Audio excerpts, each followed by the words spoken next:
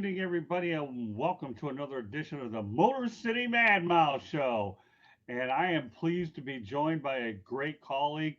Her name is Deb Whitcast, and Deb and I connected on Instagram. She did a segment for us kindly at the Super Bowl on short notice, but she was really good about it. And now I have her longer than 15 minutes. And her name is once again Deb Whitcast. Thanks for joining us on the Motor City Mad Mouse Show. Of course, Scott. Thank you so much for having me again. This Oh, will it's be always my fun. pleasure to have you on. I'm just waiting for the time that we can get together and hang out and do some stuff together on site. But for now, I'm Yes. totally okay this way. And at least we have more than 15 minutes. So, Yes. But that Super Bowl show was still super fun. So I know this will be even more fun. well, I'm sure. Well, I do everything in my power to make it a lot more fun for you. So, Deb, what I'd like you to do is give everybody an overview of who you are and what you're doing. Sure. I'm a two-time Emmy-winning television producer, as well as a sports reporter. Kind of started to transition or pivot about 5 years ago from a reality background into sports. So my father used to play in the minors for the Phillies. I'm sure we'll talk about them later. Yeah, and I grew up in a stadium, and I love sports, particularly NFL and MLB. And, several years ago, I was just burnt out of the reality world. I had three of my shows that had gotten canceled at the same time. And I was like, there has to be something else out there for me. And what else do I love? And sports was the answer. Right. And so I decided to make that pivot and literally typed in, how do I become a sports reporter? And it can't be that hard, can it? Little did I know. It's been a little bit more challenging than I thought it has been. But I just finished up, obviously in February with my fifth or sixth Super Bowl coverage. I had gotten credentials to the draft. Unfortunately, I wasn't able to go due to a work commitment. But yeah, so I having a blast in sports. I'm also a co-executive producer of two shows right now. I'm doing a show. It's a brand new show called Crime Expose with Nancy O'Dell. We just started filming that, and it's a true crime show. And then I'm also working with Elizabeth Vargas, a show called iCrime, which we will be coming back for our third season for that. So I'm super busy, but I love every second of it. So, tell me about those two crime shows. I've been getting into this NCIS thing. Okay. Yes. Am I going to see these crime shows on regular TV or do I have to do them on Netflix or all these other places? So my two shows are on regular TV. It's a daytime syndicated show. So we are the only true crime shows on daytime syndication. So that means you can see us Monday through Friday, different stations, but have different time slots throughout the country. So it's not on one particular channel. It just depends on the local station and the local advertising. But yeah, really great, two great shows. Nancy is wonderful. So is Elizabeth. Honored to work with them. They both have several Emmys. I've looked up to both of them in my career. So when I first met them, I was like, hi ladies, like I'm so excited to work with them. No, it's a great show. So Crime Expose with Nancy O'Dell is all murders. So if you guys like that, true crime, murder, kind of a Dateline, it's half an hour. Right. And so it's that, all murders. It's 120 episodes that we're filming. Wow. And then, right, exactly. iCrime with Elizabeth Vargas is, again, half-hour show. It's basically a clip show. All crimes caught on tape. So whether that be dash cams or door cams or police gun cams or just regular people filming. So that's that. And then Elizabeth also interviews people who are involved in the crime, either the victim or the victim's family, as well as some experts too. So yeah, two great shows. Excited to work with them. And then I also do sports on the side. So yeah. Well, you're a great segue. I swear to God. You called the GMT. I must be a little media trained. Well, if that isn't an understatement, then tell me what the word means. I don't know. Love it. That is an understatement if I ever saw. So let's lead over. Thanks to your lead in. Okay, Deb. Talk about your podcast. You talk about the Blonde Blitz, which you say will be coming back on July 17th. You also Yep. told me that you're working with Sean Salisbury Media Company as well as the Los Angeles Football Network. So why don't you give me an overview what each of those three are all about? Absolutely. We'll start with the Blonde Blitz first. Myself and Nikki Gist. She's a beat reporter for the New York Giants. We did our first season last year, and we had a blast. She's Giants, I'm Eagles. We kind of do that rival thing every once in a while.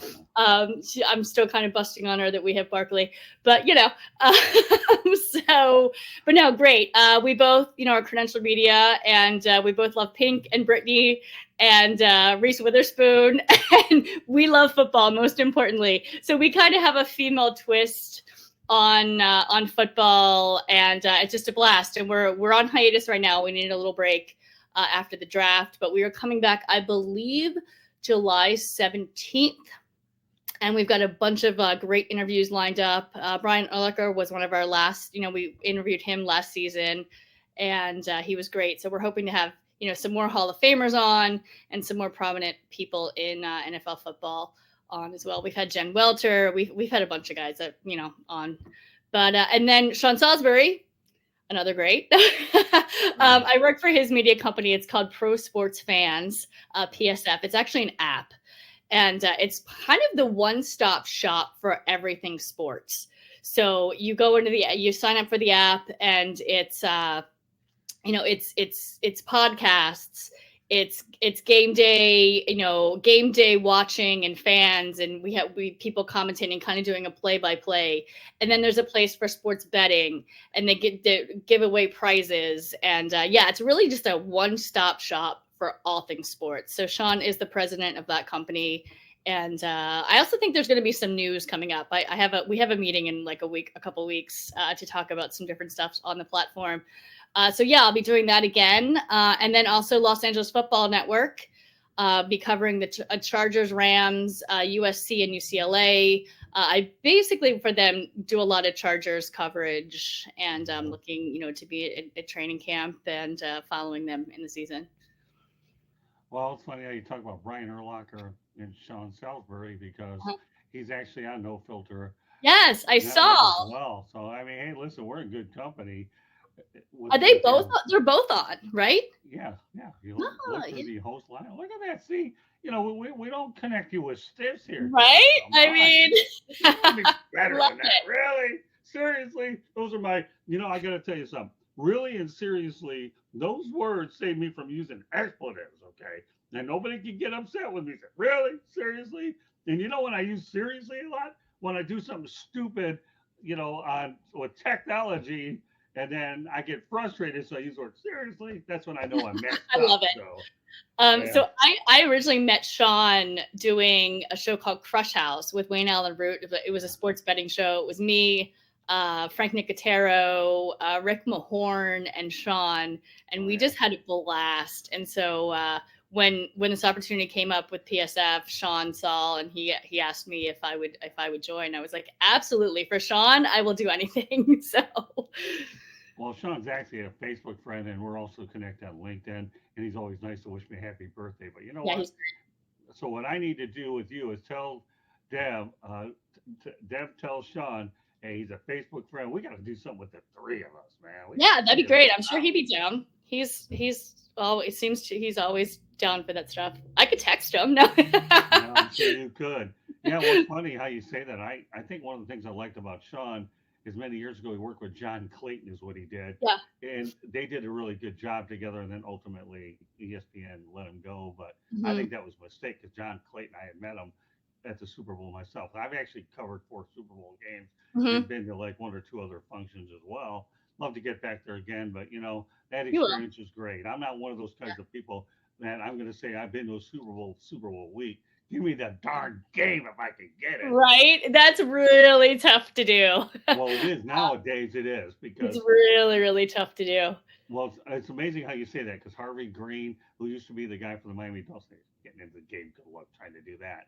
So I don't mind going to Super Bowl week if I have to, just a network, but at least I can say I've covered 4 games in addition to the week.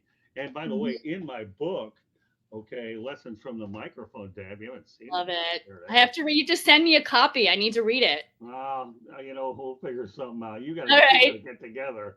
I'll send Okay, you the that's fine. link When we get anyway. together, you can give it to me. That's Oh, fine. don't worry. If I get together with you, I will Where hand this where thing. can people get this? This is We should amazing. get, yeah. You know what it talks about, Deb? 44 years in sports media, and I'm going to be doing the second part later in the year. Get it on Amazon, Barnes and Noble, and the audio book will be coming later on, and it Awesome. talks about some of my Super Bowl stories as well as my interviews with Muhammad Ali and a lot of the bigger people. I have it all listed there. So Who do it's you have reading it? Who do you have doing the audiobook? You know what? My brother-in-law is going to work on it. Okay. Why? If I didn't have him, I'd be more than happy to put you I was like, on it. I've always wanted to do one. Well, you know what? I'll make a deal with you. Okay, you can do the second one. There we go. How's that sound? No, I can't wait to read it. I mean, so many things, sports media, and just there are people just kind of walk in and think they can just go. And even myself, I was like, I can just go. And the amount of stuff I've learned just over the last 5 years, and every year it gets better and better and better and better. And I've learned more things. And yeah, that book for, 40 something years in sports media, that's a lot of knowledge. Yeah, well, you may think it's funny how you bring that up too, Deb, because I talk about old school media versus new school media, what it was like way back So when different. now. And I think that a lot of people, well, what's your audience or anybody, okay, whether you're a student, okay, that actually wants to learn, or somebody back in the day when I got started in this business Yeah. in '79, what it was like when we were on radio. You ever heard of the letters FCC? Okay, I and guess I know them well. Yes. I'm sure I don't worry. I learned a lot of things because of FCC. And for those people that Yes. want to know the acronym, Federal Communications Commission. If you did something wrong, as an old colleague would say, you are in deep trouble. But I tried to stay clean. So And spicing the film together, or the audio, the recording, like that, yeah. spicing stuff together when you're editing. Well, Yeah. it's funny. Well, yeah. You know what? I put a lot of time. I actually outlined the book using one of these things called Yep. and then I would put all the main thoughts and I'll let my writing go wild. And then when I was done, it probably took me about a month in the editing process, 5 all told. So, I've learned from the first time. I know I'll be a lot better because I'll know, you go through growing pains when you do one of these, Deb, Of but then course. you figure it out later on. But having you do the audio book would be, as Dick Vitale would say, that's awesome, baby. Although I don't do it quite as good as he does. That was actually pretty good. Oh, was it really? Yeah, it was actually pretty good. And by the way, there's a little food for thought. Dick Vitale worked at the radio station WXYZ Radio when I was producing his show. I used to run into him all the time, and now he has a place out in Sarasota, Bradenton area, and I go out there. I never buy autographs, but if he was doing something for the V Foundation, I didn't mind spending money. If I knew it was going toward cancer research, then I say, heck with that. There's a fine line between autographs, the way the athletes sell them, or being part of the V Foundation and doing it that way. I'm fine because I've had family members die of that dreadful disease, and I was Yeah. totally on board with that. But oh no, I got news for you after this show here. You're top candidate to do the other one. This one, by the way, is like 206 pages. The next one should be about a buck 25, buck 30 after I Okay. get done updating some of the things. And I think one of the reasons I'll probably going to try to do it, Deb, later this year because now at this point in my career, I want to just finish up what I started, and you can't put every single story in there. You have Yeah. to get what's important and do all the acknowledgments Yep. and all that. So I'm glad you have an interest in the book, and you and me, I expect us to do a lot of good stuff together. Anyway, only if you I love it. time. Oh yeah, I enjoy people like you because you provide me with a lot of energy. Someone like you is better than Diet Mountain Dew, and you got to Oh learn wow. out of that. I You will give take me that as energy. a compliment. I love that. Gotta Oh, love the yeah, Mountain Dew. you are better. And I love the diet part too. Hey, by the way, I'll give you. I don't want to get people with the religion, but I have a different kind of religion. Okay, you ready for this? You got AC and BC. We got after Christ and before Christ. Okay, Okay. so you ready for this one?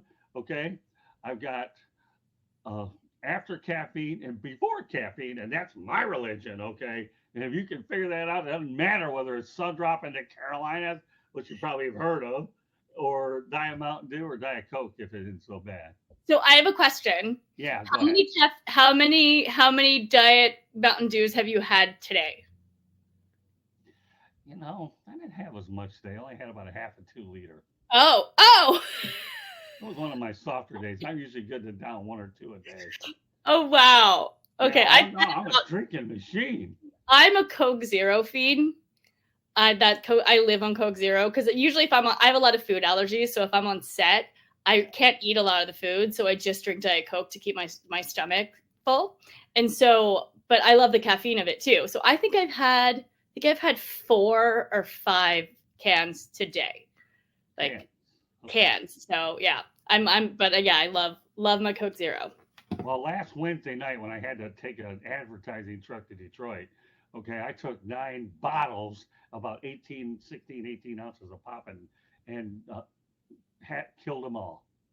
9 bottles, okay. Now, Wow. I got news for, and then I had a couple Diet Cokes to the stretch run because I didn't need as much to fire me up. But if you ever really want to get hammered, you go to North Carolina and get Sundrop. Oh my goodness, your arms and your head won't be connected. I'm telling you, So Sundrop is the way to go. I mean, wow. look at all this beverage stuff you're learning, in a new religion after caffeine and before caffeine. I mean, upset the people upstairs that ultimately keep me quiet later. We can put that business off. This is just a different type of energy. That's my gasoline. Like cars have gasoline that you have to stick in there. This is my gasoline to keep me rolling. Today's I a am easy too. day. Me without caffeine, you do not want to talk. I am a different person. You do not want to talk to me. Oh, well, I didn't get the Motor City Madmouth name here because Yep. of the caffeine, but boy, I'll tell you, when you have it, it's a potent combination. You could ask Nikki because I was at Super Bowl with Nikki, and I literally brought in a case of Coke Zero with me into the Airbnb, and she brought in a coffee, like all of her coffee or Dunkin' Donuts coffee, and then I brought in my Coke Zero. So I was like, oh, the coffee thing is real. And she's like, oh, the Coke Zero thing is real. It was really funny. So we had a laugh. So let's talk about PEDs, okay? What do the PEDs stand for? PEDs. Yeah, What's that?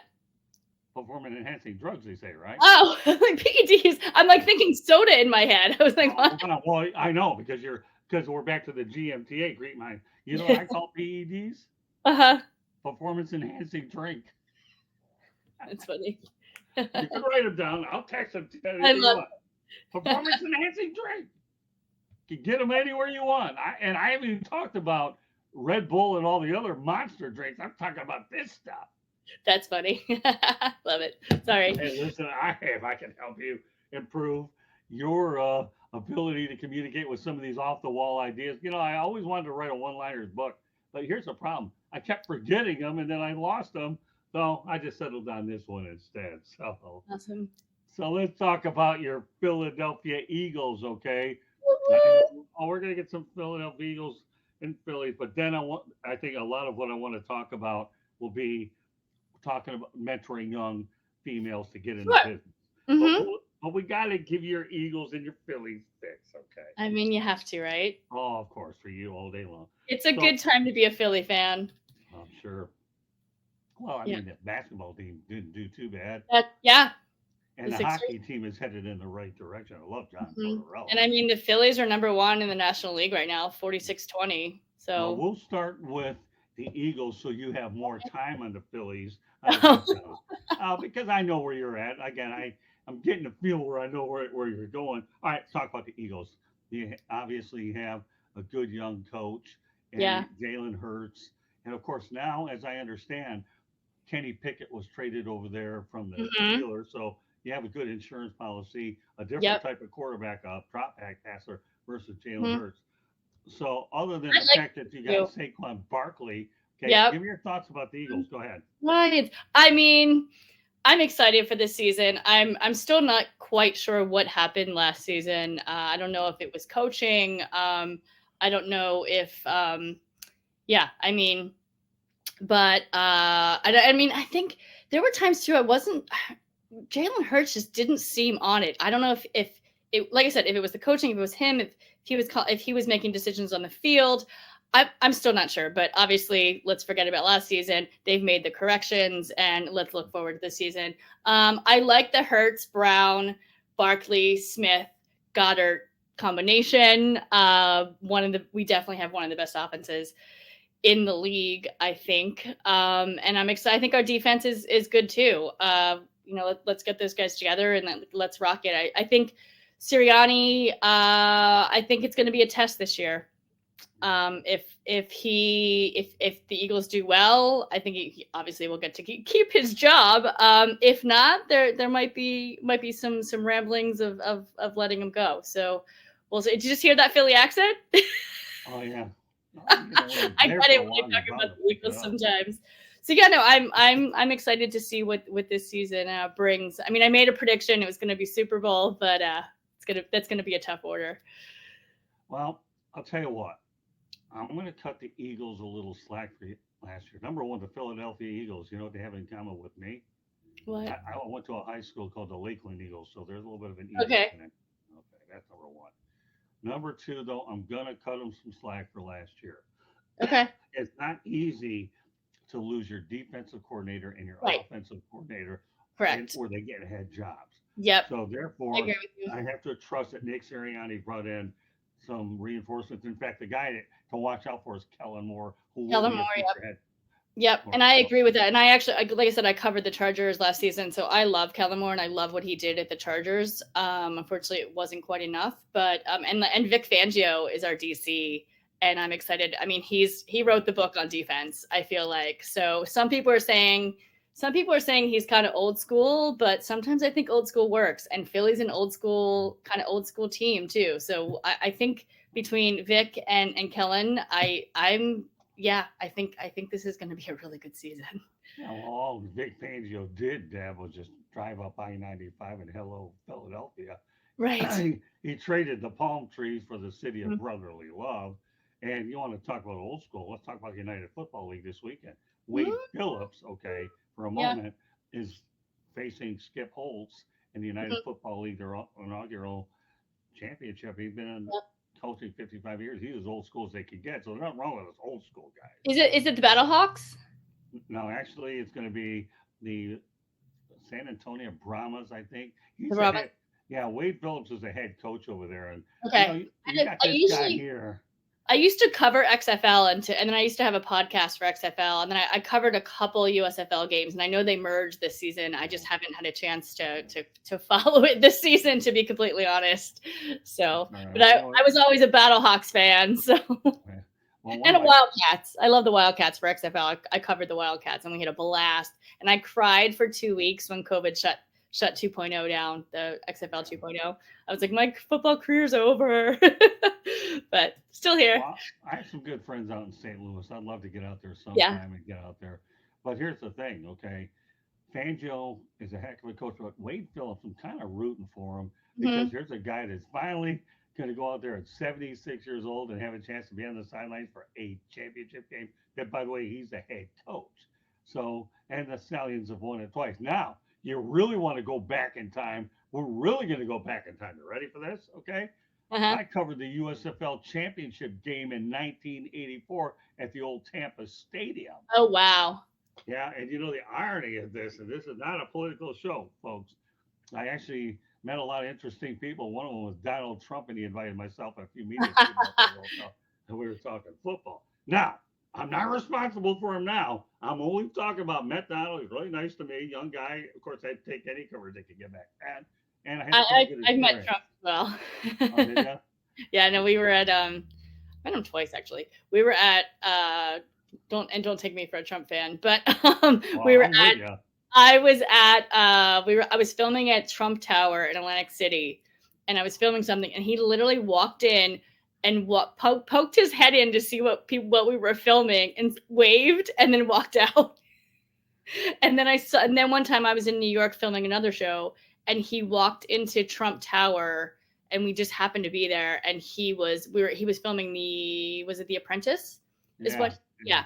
And so it was just wild that I saw him twice in conjunction with 2 TV shows. So well, it's amazing too when he took office. I thought he was going to bring on Herschel Walker as part of his Cam, I'm just saying, hey, listen, this is entertainment. We don't know that, right?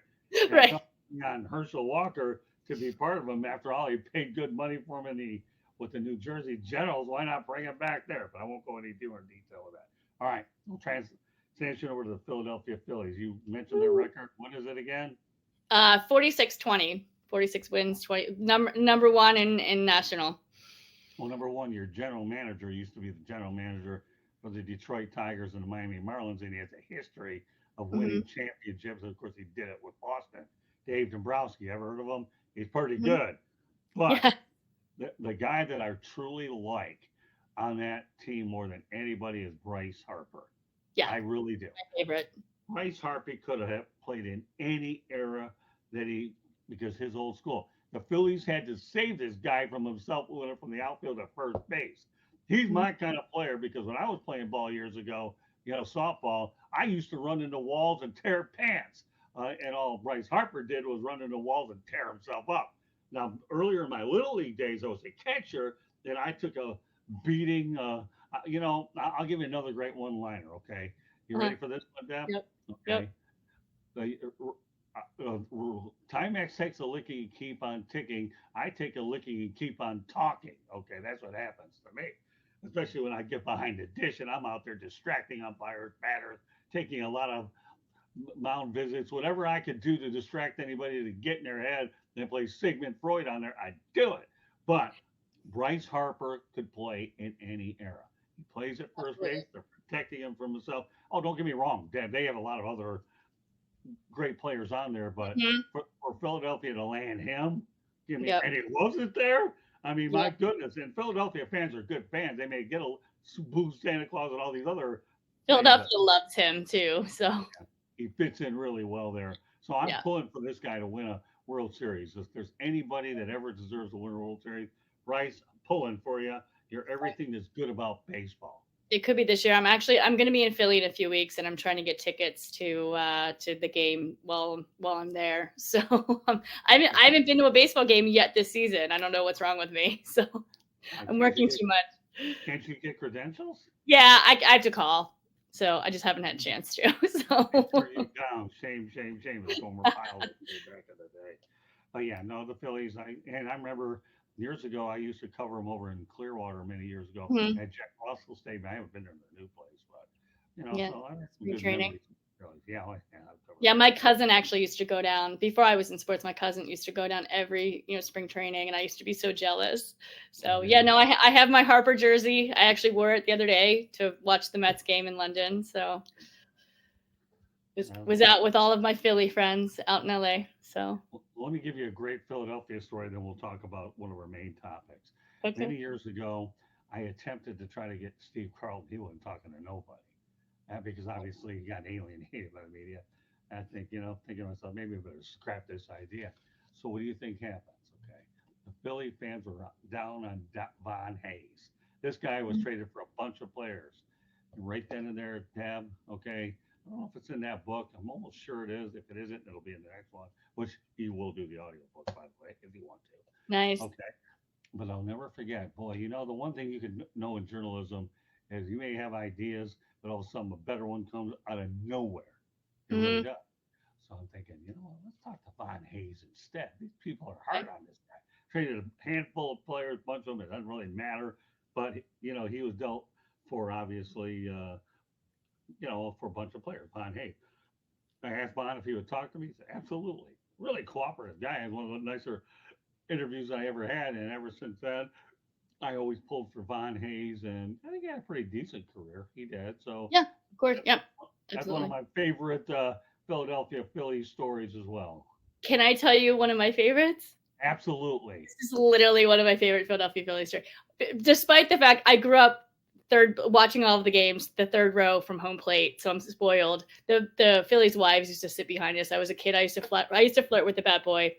I had a blast at Phillies games. But my favorite Philly story is I was interviewing Pete Rose, and obviously played for the Phillies. And we were, he's fascinating. He should definitely be in the Hall of Fame, by the way.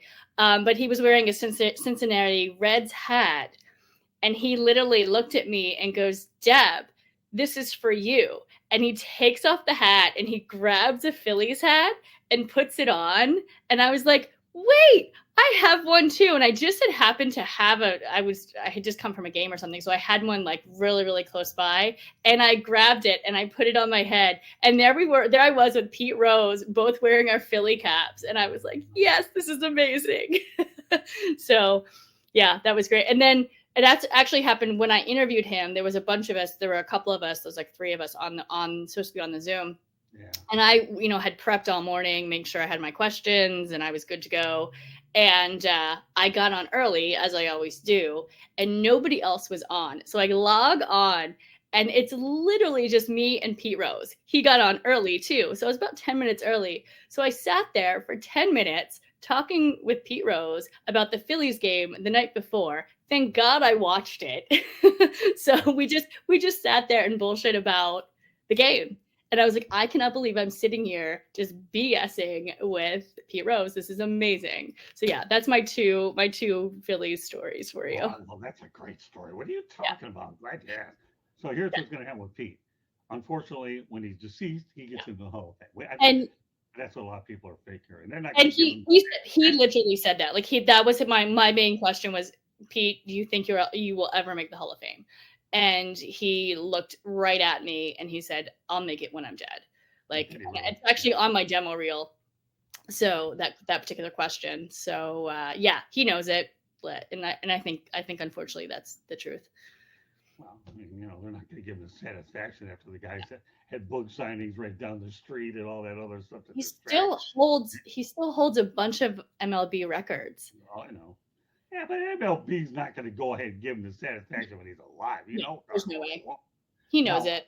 Now, because you mentioned that story, I got to give you another story. Then we'll talk about the other topic. Okay. When the Tigers lost to the Minnesota Twins back in '87, okay, Mm-hmm. I'm down over at Tiger Stadium. I had like $20 in my pocket, tried to buy a seat out there, and some guy stole my $20. Now I didn't get the tickets. What? Yeah, oh yeah, but it gets even better than this. Okay, I knew somebody that was there, like it's kind of like an adopted uncle. I worked with him. His name is Gene Rice, and over at a restaurant in Metro Detroit. Bumped into Gene. Man, I don't believe what happened, Uncle Gene. I got a ticket for $20. You know what he does? Pulls out $40 and say, "Here, try again." So you know what ends up happening? I find somebody else, and you know who I sat next to? Just like you know how things just happen for a reason, right, Deb? Yeah, I absolutely. sat next to the owner of the Minnesota Twins. His name was Calvin Griffith. Oh wow, that's amazing. That's cool. It gets even better. Okay, and by the way, that one is in the book. By the way. Okay. I'm sitting there for the whole 9 innings. I want the Tigers to win, but now I feel like there's a soft side that wants me to see Minnesota do good. And we talked the whole game. Calvin was so nice about it. I remembered everything this guy said, wrote a story on it. My editor sends it over to Minnesota. And you know what ends up happening? They say, anytime you're in town, look me up. That was unbelievable. That's amazing. Yeah. That's great story. No equivalent to Pete Rose, but this one here. Yeah, it's amazing. Things just happen, and that it's just meant to be. I feel like a lot of those have happened. Yeah, it got in the book too, because that's one of the things I want students to realize, that you better be on your toes at all times. At all times. You never know who's sitting next to you. You never know. That's why I talk to everybody, because you never know who somebody is. And I also went up to Jerry Springer on spring break and asked him for a job. So you have to talk to everybody and network. That's my number one rule in this business. Well, you have to. I'll tell you what, I've been around. I don't care. I'll talk to anybody that I can. It doesn't make any difference. Now, obviously, as I begin to do more sports and non-sports related stuff, it's a different animal. So, but yeah, I'm with you all the way. You and I possess a lot of the same values. Obviously, you're much prettier than I am. I'm pretty broken up and busted up, but still find a way to take a licking and keep on talking, is what I've always told people. So, all right, now one of the more interesting things I want to talk about is I want you to give advice for young females breaking into the business, like the best social media platforms and how they need to market themselves. Sure. I mean, I'm to be honest, I'm actually a little jealous of the girls coming up in the business right now, because I think I don't want to say it's easier, because it's not. I just think there's so many more outlets, and so many more opportunities that they have than we had. You know what I mean? Like even in college, when I went to school, I majored in communications and mass media and public relations, and then minored in theater. I didn't have a sports. I couldn't study sports. There was a sports show, and I was the sports reporter for Campus Beat, but I couldn't get a degree in sports. Whereas now it's everywhere. So that's the one thing, and I think there's so many different platforms for you to go on and do your thing and be passionate. Between TikTok and Instagram and YouTube, and now you're getting, everyone's getting paid now from YouTube or from IG. You can make, people are doing really well. And having a podcast. When I speak in my high school, I actually went back last year and spoke to my high school where I started broadcasting. I started broadcasting I started in TV when I was 12, and then I was in high school. There was an actual TV station in my high school, so I went back and spoke to those kids, and we had a great time. And I said, I was like, guys, there's no reason as to why you can't have your own show on IG, or just talk. If sports is your passion and that's what you want to get into, and one of the kids was like, my mom won't let me on social media. And I was like, well, maybe if you talk to her and say, look, this is what I want to do, sports specifically, and I want to talk about sports, and you tell her what you're going to say, or give it, like that it's a professional thing. Like, you're not going on IG and goofing off, what I mean? So it's a little bit different, but I mean, that's just get your content out there. There's so many more opportunities nowadays. Back in the day, we had to audition to say our piece, or now it's so much easier just to kind of, I would just say, if you want to do sports, literally just sit down at your laptop, do some research, find out where what would be the best platform for you to get on, and like just go and just start talking about the game you watched on TV. Right. Or the game that you heard on the radio, or like however you whatever you want to say. Like, people are out there and they're going to listen. So Yeah, I find some of the things that are interesting in a lot of social media. Twitter is different because all I use it for, Deb, is just to put content up there. It's all I do it for. yeah. I don't get too involved because I know the nature of that particular platform, where it could get nasty once in a while. I don't care to get involved. Yeah, in I'm not a huge Twitter. NFL is very Twitter. Everything is on Twitter with NFL. It's like every second is, it's really important. And I should be on Twitter more. I just don't particularly like it. I like Instagram better, but that's me. That's how we met. What are you talking about? Mm-hmm. I don't think I've had anybody that actually came on from Instagram except when you and I made the connection, and obviously Right. it was neat that we made the connection, and then we became friends on Facebook. But I'm finding these days, and correct me if I'm wrong, that I see a lot of young kids, and they're building their platforms up, but a lot of the young ladies, pardon the French, are trying to use their looks in a sense Yeah. where they're using the swimsuit avenue to do it. You know Right. what I mean? Do you I find mean, that? What are your thoughts about that? we all did it. I did it too. I'm not gonna, I'm a little bit older now, so it's just not my cup of tea now. It's tough for me to say that, because if I think what you need to stay away from is just being unprofessional about it. Right. You know what I mean? There's a tasteful way that you can do it, and that's what I'll say. I'm not a huge OnlyFans, fan, but there's some women that are doing great on that platform. You know what I mean? Like, I'm very to each his own. But I think if you want to be respected as an actual, truly a sports reporter, like, look at Carissa Thompson, look at Erin Andrews, you know what I mean? Look at Joy Taylor, all very professional women. And I think that's kind of how you need to kind of model yourself, I guess. But I'm also not going to put the ladies down that do it the other way, because there's no correct way to get into this business. So, you have to take the path that is, that you feel in your heart is what you want to do and how you want to present yourself. So I really can't speak for anybody else, but I chose the the more professional route. But I also, I've done the bathing suit pictures. I've done some work with Playboy back in the day, like Hmm. so. I never had done nudes before. Right. I didn't do that, but I was part of their sports. I was a girl of goth, a Playboy girl of goth. So Right. just kind of like a promo model for them, which was super fun. But yeah, I mean, it's not the way I want to present myself, but if women do and that's the way they want to do it, I'm not going to put them down for that. I think any woman in sports, gets to express themselves how they want to. Well, as I go back in time, being an old school journalist, because I told you I spent many, many years in being a writer as well as a broadcaster, Right. it's okay to wear that type of attire. But the biggest thing that I tell people, and I'm working with a young lady right now who's just a student out of the University of Alabama, it's okay to do it, but and we call it when you're, you know what they use the word when you had a picture called a cut line. Remember the word cut line, that Mm-hmm. particular word? Mm-hmm. Just do it where it's a very nice professional cut line and then nobody gets Right. offended. And Right. all of a sudden there's a balance between them. So I don't Right. want to turn this into a show where we're trying to sit here and dwell on that because Right. I'm new to a lot of this stuff. Let me tell you, I didn't even know what a meme was until somebody told me the other day. I Oh, said, that's but I know the FCC, but memes, I don't even know what those things are about. But a new world, Scott. I know, Deb, I know it's a new We're world. caught in the middle of both. So Tell me about it. If you only knew.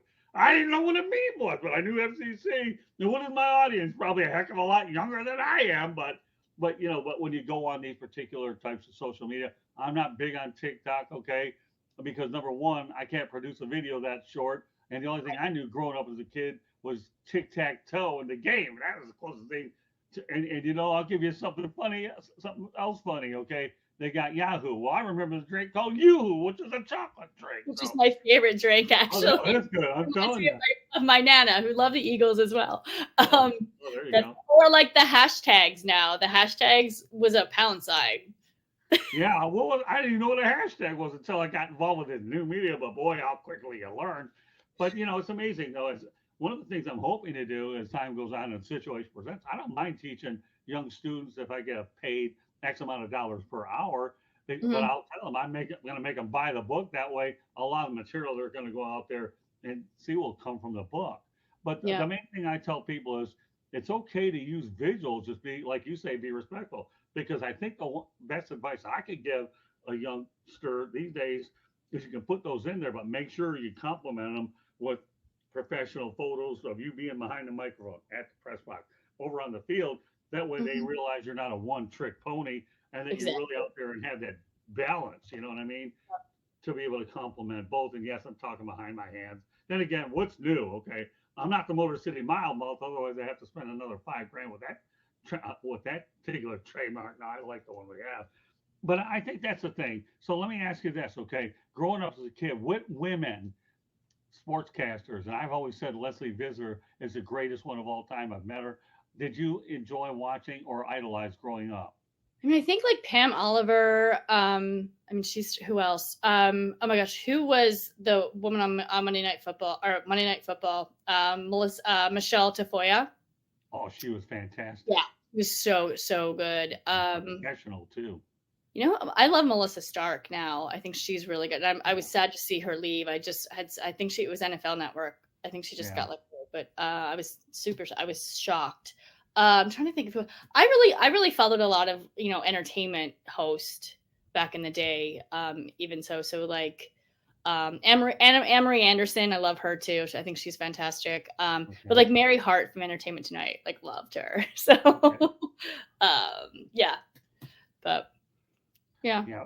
Female wise, the ones I really, really enjoyed the most is I have to go back a little ways. What Mhm, would you expect me to do, anyways, right? Phyllis George was great. She opened up mhm, barriers there for a lot of women.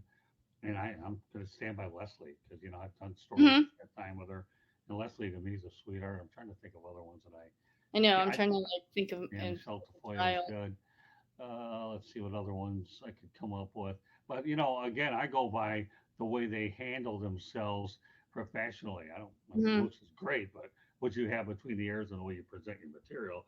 It makes you look credible.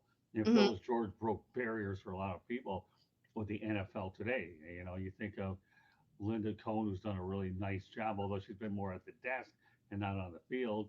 And you have a new wave. I don't want to mention a lot of the new wave ones because Right. you and I were brought up in an eras where, you know, your information and how important it is to me is necessary. The looks are all well and good, and there's a lot of talented females out there, but looks are one thing, but you better have it between the ears and make sure you deliver Absolutely. it in a way Yeah. which people can handle it so you look credible because I know Dee Lyman too. She's a mentor of mine. She was the sideline reporter for the 76ers for years. So she's another one that I looked up to. So oh no, it's okay. and I then mean I met her. So and I actually took a class with her. So and every time when I'm in Philly, I try to connect with her. I have to give her a call. yeah, I So think there were some other ones like Gail Gardner many years yeah. ago who was really good. And I know Andrea Joy. I don't know her. I'm just saying Andrea Joyce did a pretty good job for a Hmm. while. She originally started in Metro Detroit, and then she moved on nationally. But the list could go on. We could do another show about announcers, about great ones, and you can never have enough of them. But I think when we talk about the younger generation, you know, I think I ran into an interesting story a few years ago where I was covering the Detroit Tigers and the Tampa Bay Rays. Okay, Hmm. and I'll never forget, I'm on the field at Tropicana Field, and Mike Maroth is wearing number 29. Okay. Hmm. And for everybody in Detroit that knows about number 29, talk about Mickey Lolich, who does belong in the Hall of Fame, just like Pete Rose. Mickey Lolich did, by the way, was win 3 out of 4 games in 68 World Series. And so I go up to Mike Maroth, who's pitching for the Tigers, wearing that very number, okay, which is now worn by Tarek Stubel, wearing 29, probably, I should say. So I asked Mike Maroth if he ever heard of Mickey Lolich, and he didn't. I said, really? Hmm. Something. You've never heard of Mickey Lolich. I mean, you're wearing the old English tee, right, Deb? So Hmm. I get it. Okay. So I walked down in the dugout. Troy Percival, who you've probably heard of out in Southern California. I believe he was on the Angels championship team. I don't know, Okay. but he's been a. And Troy says, I said, you don't believe this? This Mike Maroth guy doesn't know who Mickey Lolich is. I said, really? I mean, Troy and I were having a pretty cool talk at the Hmm. time. He said, wow. I said, I'll fix that later. So I asked Troy, I said, you know what?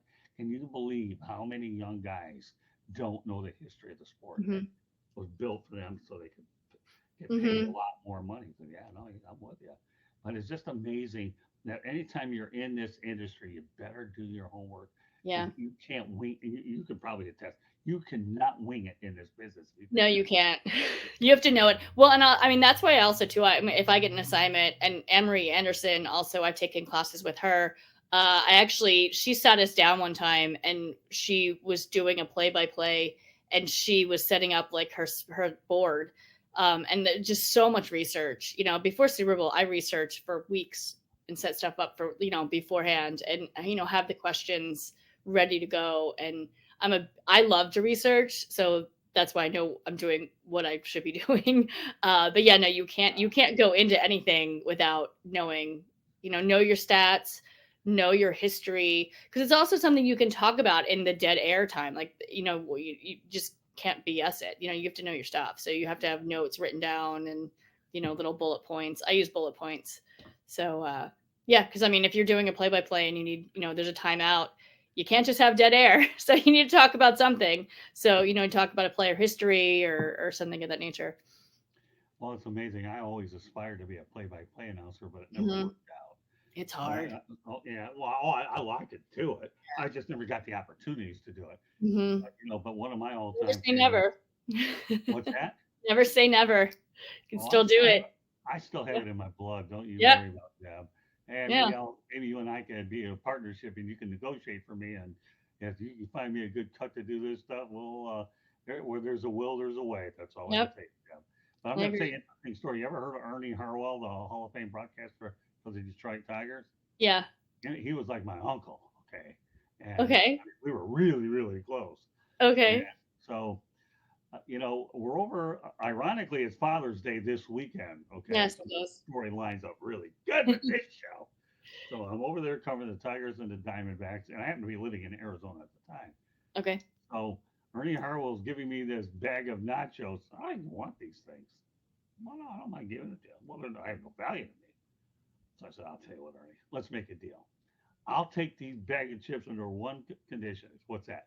You gotta sign them with a Sharpie and give them some value. And he did. And I own the chips. I even have them in my office here. Oh So wow, you still have? And what year was that? No. yeah, well, no, I answered that 2001, but I put them in a Ziploc bag. So Okay, air protection. Oh gosh, no. Who knows what bugs would we're have all gotten in? molded now. I'm gonna tell you. Next time I show you, I'm gonna bring it down here and show you. That's So, funny. and you know, it's amazing though when we talk about getting it right. I think the one guy that I've always enjoyed watching many years ago. We all know about the Ronald Reagan assassination attempt. And if there's one guy I wish I could have met, but I did watch because I'm a student of this industry, is a guy by the name of Frank Reynolds. You ever heard of him? Mm-hmm. Yeah. This is Olive, by the way. Olive just Oh, hopped. Olive loves to join the podcasts oh, all that's the okay. time. No I problem. think she likes the lights. If I could get Bucky in here, I'd do it, but he can't sit still, and he's always looking to get into things. Say Hello, Olive. hello. Say Welcome hello. to welcome to the big show, Olive. We appreciate it. So it was just unbelievable that when I'm thinking to myself that we have Ernie and all that was over Father's Day, and then I keep always looking for opportunities. But I remember Frank Reynolds, and you know Hmm. what? He got so mad on the air and ripped his crew that when they reported that Reagan or James Brady Right. was dead. And I ended up mentioning it in my book. And Okay. when you get a copy, it's not about getting the information first; it's about getting it right. Yeah. Yes. And that's where so many people don't get it. Yeah. Being first, big stinking deal. You got to Yeah. be different than everybody when you're in this business. Yeah. Everybody's looking for the obvious. Take a detour, do something different, have the guts to do it. Yeah. So, I so, I, agree. so I've got to ask you this. Oh, we got about another 10 minutes or so, Sure. and that's yes, okay. We've talked about the young women getting in the industry. Are there any other experiences that you want to convey to these women about what they should do? Because I know back in the day I didn't have camera phones. Otherwise, I could tell you how many pictures I would have had. And if you Right. knew how much it cost to develop photos over at the drugstore, it's different. I could write a book on how many photos I didn't have, but then again, who's going to buy it? Because everybody got that same stupid story anyway. Yeah, But I used to walk around with my father bought for my senior year of high school. My father bought me a camcorder for my birthday, and I uh-huh. literally, all my entire college career, I had that thing in my hand 24/7. So even in my yearbook, there's a picture of me with my camera. I still have it. I'm never getting rid of it ever. So it still works actually, but they don't make that. They don't make tapes anymore. So you Oh, know, nostalgia, man. If but I showed you how many audio tapes I had on my yeah, exactly. I Yeah, I still have have it back have here. Okay. VHS. I don't think I have any betas, but I might. But anyway, as far as any more advice as far as young women getting into sports and in the business, just keep going. That is my best advice I can give you. You're going to get a lot of no's. Don't listen to them. Know your self worth. Uh, it's tough. It's a This is a tough business to get into. But if you really love it and you're really passionate about it, sorry, Olive's like, um, you can do it. And I believe there is a place for every woman who wants to do sports. There's a place for you. So just keep going. On the days you want to give up, take a deep breath and and just remember tomorrow is another day. And you might not get an agent or I've gotten turned down from NFL media. I can't even tell you the amount of times now. Probably like 10 times I've been turned down from NFL media at this point. And I won't take no as an answer. And I keep on going. And you just have to have that that one day it only takes one yes. And actually Lee Steinberg told me that, the Oh, yeah. great, he's a huge NFL agent. And he was like, it only takes one yes and fake it till you make it. Those were his two big advice to me. And I took that to heart and kind of went, you know what I mean? So, here I am. So yeah, those are my two pieces of advice. Okay. Now, one thing that I've noticed in this day and age, again, if I didn't know a meme, okay, then I understand that I could be. subjected to a lot of laughter when people as they're watching it, and I can live with it. But I've always wondered, okay, body art wasn't something that I was actually brought up with in my day growing up, Hmm. and I don't have it, and probably won't ever have it. Hmm. However, we're talking about this new generation, okay? Hmm. I understand having a little bit, but do you think too much body art and that sort of stuff will deter an employer from hiring you, where they may look at a particular appearance? I know there's a fine line there. Total fine line. It's funny you bring this up because my mother was really big on, she didn't want me to even double pierce my ears because she was like, you want to be on the camera and you want to be in entertainment, don't get tattoos and don't double pierce your ears. So that although she passed away years ago, I was 16 when she passed away, so but her little head, her little voice in my head is still kind of there, Yeah. saying that. So I don't, I never, I do have a tattoo, but it's very small. I think nowadays, I think way back when it would have been an issue. I think now, I don't think it matters. Tattoos now are a work of art, and you can cover up with, there's a lot of different makeup that you can use to cover up if it's needed to be, if it needs to be covered up. You can wear suit jackets to cover up any arm tattoos. There's ways around it now.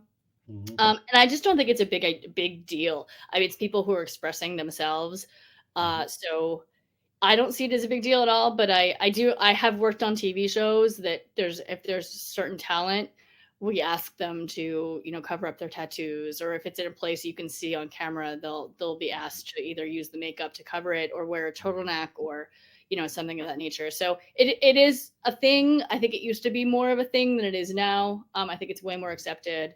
I personally think they're cool. I don't want to do it to my body, but I don't put anybody down who does, you know. A small one here and there is a big deal. You can barely Yeah. see it. I mean, let's remember one thing. One of the many things we have in common is that we aren't Ray Charles. Okay, so we can see. No disrespect, Ray. Rest in peace, buddy. But we're not blind. We can see. Although I had these glasses, just got them 2 weeks ago, and they're much better than the ones I had before.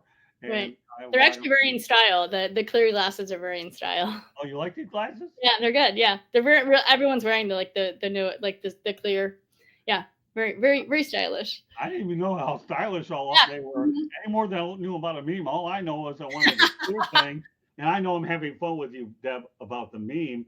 But these are big, and I can actually go ahead and see out of them with a wider lens, which makes it a lot easier rather than having glasses about a half an inch, where you can't see outside, and it's hard for me to drive. But yeah, they are what they are. You brought up something the other day that was interesting, and I do want to address it while I have a couple of minutes left to go. You talk about BYB Extreme Yes. Bear. So why don't you get ahead of that? Let everybody know what that is. Sure. So I also work with BYB Extreme. It's a bare knuckle fight club. And super fun. I actually do some content for them. And yeah, they have events all over the US. They happen once a month, and bare knuckle fighting is all the rage. So guys, check that out. It's BYB Extreme. And yeah, I never was I was actually a wrestling manager growing up. So I love that kind of, that kind of combat sports thing. But I was excited when I got the phone call because obviously I love sports in general. But yeah, I'm just, it's fairly new, so for me at least. So I'm just, having fun working the content with them, kind of as a side gig. So yeah, it's fun. It's really bloody. Like these men and these women Right. no box. It's boxing, but they have no gloves on. So I mean, woo. It's a lot. It's great. It's fun to watch though. Well, let me tell you, when I was growing up as a kid, I had big time wrestling. Everybody used to talk about how fake it was and all that business. But I have to tell you, Still uh, huge. oh yeah, yeah. But get this, Deb. Okay, now I'll tell you another story that I had at USF another time, but we'll do it off camera because obviously this is something in my own honor that I want to share with you on our own. Okay, but this is a good story that I can tell you right now. I used to like big time wrestling because when you're getting picked on a lot, in elementary school, I like to do this. Maybe there's a way I could get an edge on somebody if they're giving me a hard time. So I'll never forget this wrestler named Dandy Dan Miller. You're Uh-huh. probably not gonna know who he is. Don't worry. Yeah. Yeah. Yep. No, no, no. So I'll never forget. This guy used to use the arm claw hold. You know what that is? Uh-huh. I mean, I know. Yeah. It's where you take your hand and you put it under the armpit and you squeeze it as hard as you can. And Uh, for me, uh, I'm not trying to be too visual or descriptive, no. but when you're much shorter than a lot of people and they're giving you a hard time, all I did is they got in my way, I grabbed it, and these guys are crying, get away from me. Because you know what? When I remember, and I'll tell you what, I remember those days watching TV when you had the roller derby and then the big time wrestling, and Detroit was big for that stuff. Yep. Dandy Dan Miller was unbelievable, boy. Grab that, you know what? Boom! And I'll tell you, that left me alone after a while because I was going for I was going to make sure they felt it if they got on my nerves. And I can tell you, Tylenol wasn't getting rid of that piece of pain, that's for sure. So, anyways, I'm not Yeah. asking you to use it. I'm not giving you advice to use it. But, again, when you're back in the 70s and all that stuff, you're exposed to a whole lot more. Back in the day for me, it was like 5 to 7 channels. Of course, I was lucky in Detroit. We got 8 because you had Windsor across the border, so we got the Canadian station. But nowadays we got 9 million of them, and the programming. Well, we'll leave that for another show. But it's just unbelievable how things have changed from so many years, and yet we can relate to them on a lot Yep. of different levels. And I'm glad that we had an opportunity, Deb, to Yes. address the young ladies and getting into business because I worked with Don Shula many years ago for 2 years, and he was tough. And I'm not going to give it away because it's in the book. And once again, for a lot of you folks out there that want to know how to get a hold of lessons from the microphone, you can do that on Amazon and Barnes and Noble. And just by the way, Debbie has already committed to doing the audio version when I write Yes. number 2, and I can't wait to give her a copy of that one. Yes. And mark That's my good. word, okay, she's going to do it. She definitely convinced me she's the right person to do it. But Deb, I can't thank you enough for joining me Thank on the Motor you. City Man Mouse Show. Always enjoy working with you, but I hope I left you an impression and a lot of information that you can probably get from energy drinks like Diet Mountain Dew and the my off the wall religion. The ACs, BCs on 2 different levels, and I know when we talk and we text, I look forward to seeing you in person. But Yes. meanwhile, you are the best thing that Instagram has ever provided Thank because you.